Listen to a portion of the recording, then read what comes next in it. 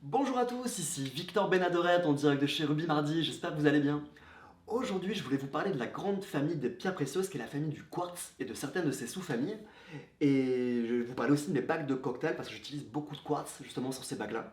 Une bague cocktail, ça consiste à mettre une très grosse pierre précieuse sur un bijou et ça lui donne un aspect tout de suite plus prépondérant, plus impressionnant. Et j'utilise beaucoup de quartz justement pour ces bijoux-là que vous pouvez trouver sur la collection Fancy Edgy de Benad Jewelry ou sur le site de Ruby Mardi.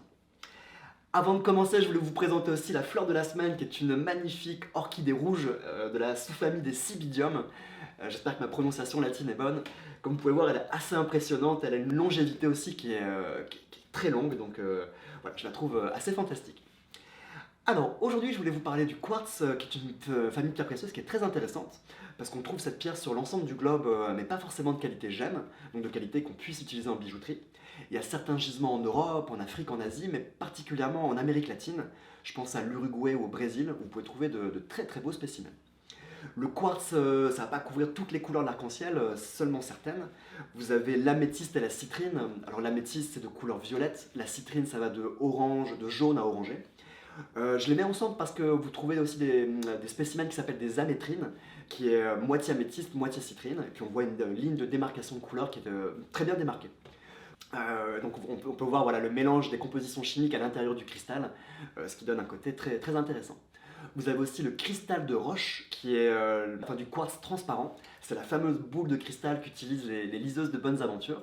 Et vous pouvez aussi trouver des spécimens, alors on appelle pas ça amétrine, mais bicolore, quand vous avez simplement cristal de roche avec améthyste par exemple, donc violette et transparente.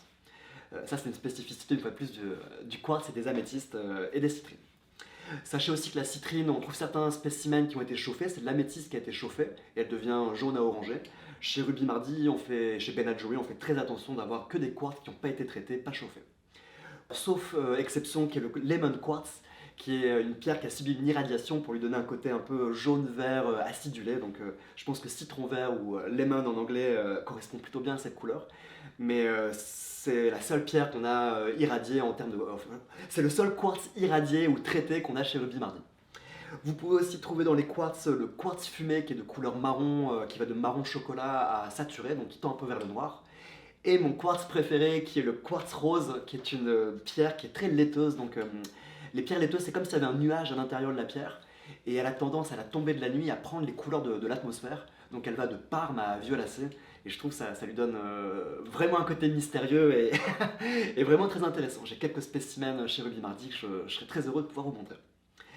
Alors, ce qui est aussi intéressant, c'est que vous avez des inclusions et des pièces de collectionneurs dans les quartz qui sont hyper intéressantes.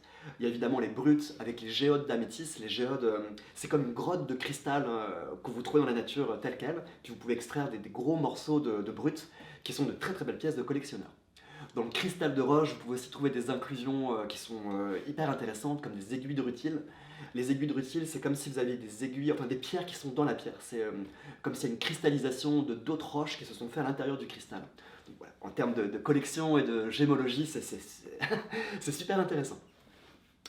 Je voulais aussi vous parler de mes bacs cocktails. Alors les bacs cocktails, j'utilise les quartz parce que c'est des pierres qu'on peut trouver dans des gros volumes, dans des gros formats. J'ai certaines de mes pierres qui font des fois 8 par 8 mm ou 12 par 12.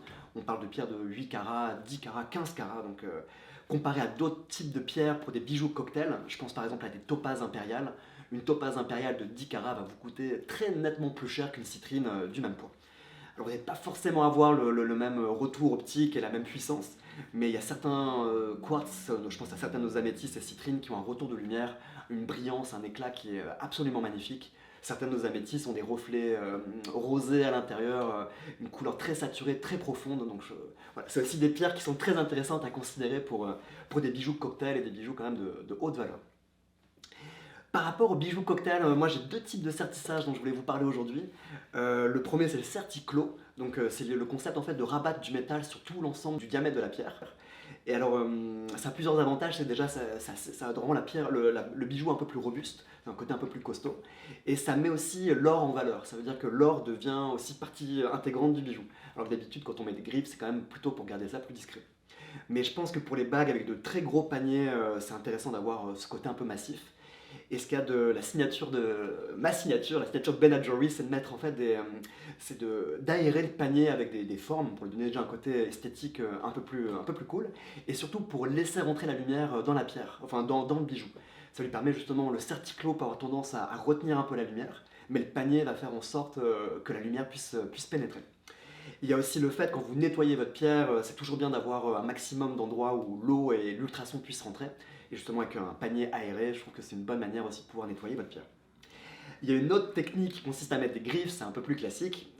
Non pas que le certiclo, c'est pas classique, mais c'est un peu plus commun, on va dire. On peut mettre des fois 4 griffes, on peut mettre aussi des doubles griffes donc sur chaque bord de la pierre. Comme vous voyez, c'est une pierre octogonale sur laquelle on a mis double griffe. Et c'est vrai, j'ai tendance aussi à aérer un maximum le panier pour déjà qu'on puisse profiter de la pierre, qu'on puisse la voir à travers le bijou, parce qu'elle est quand même très très haute, comme vous pouvez le voir. Et pour aérer une fois plus, donner un maximum de retour de lumière dans la pierre.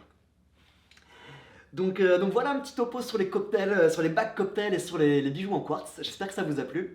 Comme d'habitude, vous savez quoi faire avec la vidéo. Si vous avez aimé, n'hésitez pas à la partager, liker ou venir nous voir. Vous êtes toujours les bienvenus chez Ruby Mardi.